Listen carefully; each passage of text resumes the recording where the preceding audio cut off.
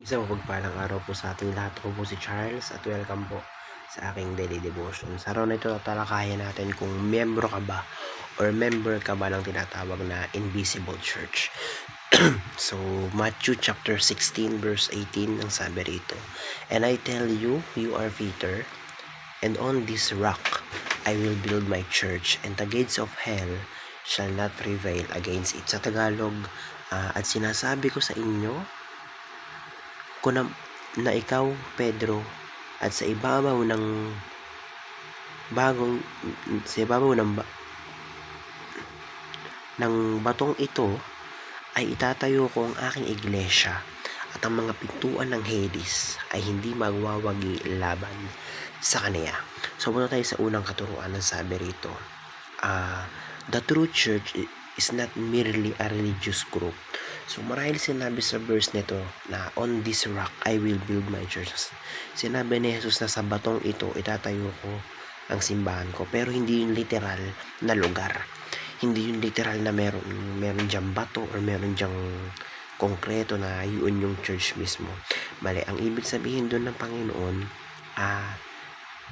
tayo, siya mismo yung simbahan na iyon.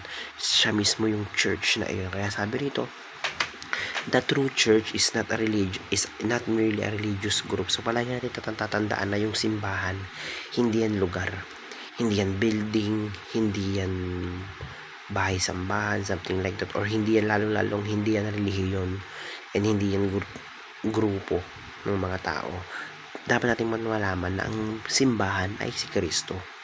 Ang simbahan ay si Christ mismo, or ang simbahan ay tayo mismo, mga tao.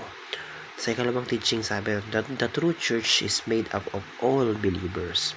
Yun na nga, gaya ng sabi ko, ang simbahan ay hindi lugar or hindi bahay na bato, something ganon, kundi ang simbahan ay mga taong naniniwala o nananampalataya sa Diyos. So pwede natin sabihin na ikaw, kung naniniwala, kung tagasunod ka ni Lord, simbahan ka na. Kung ikaw tagasunod ka ni Lord, kahit saan ka magpunta, church ka, simbahan ka. So ang pinakang lang dito is dapat nating tandaan na yung simbahan ay hindi lugar. Simbahan ay tao. Tayong mga naniniwala kay Kristo. Sa ikatlong teaching sabi rito, the true church is invisible and known to God alone. So ang totoong simbahan ay hindi nakikita. Ang totoong simbahan ay Diyos lang ang nakakaalam. Ang totoong simbahan ay ang Diyos lamang. So napakaraming mga bahay simbahan dyan, napakaraming tinatawag nilang simbahan na may mga lugar or kung saan sila nagwo-worship, kung saan sila sumasamba. Pero ang totoo, hindi yung bahay mismo, hindi yung building mismo, hindi yung lugar mismo ang simbahan. Ang simbahan mismo ay ang Diyos, si God. So punta tayo sa unang application para ba natin ito may apply sa ating mga buhay. Sabi na ito, value faith in Christ over membership. So yun nga, dapat mas pahalagahan natin si Kristo. Dapat mas pahalagahan natin ang Diyos kaysa doon sa relihiyon.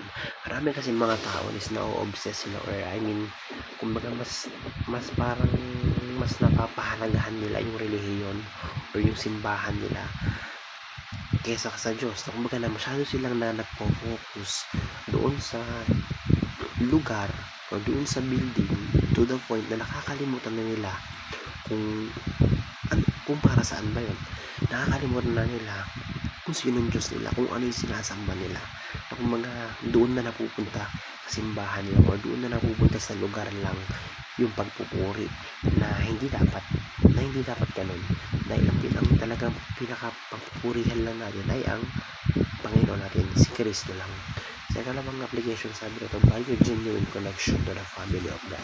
So ayun, dapat may connection tayo, hindi sa simbahan. Kumbaga, nararamdaman natin yung presensya ng Panginoon hindi dahil nasa simbahan tayo, hindi dahil nasa lugar tayo ng sambahan.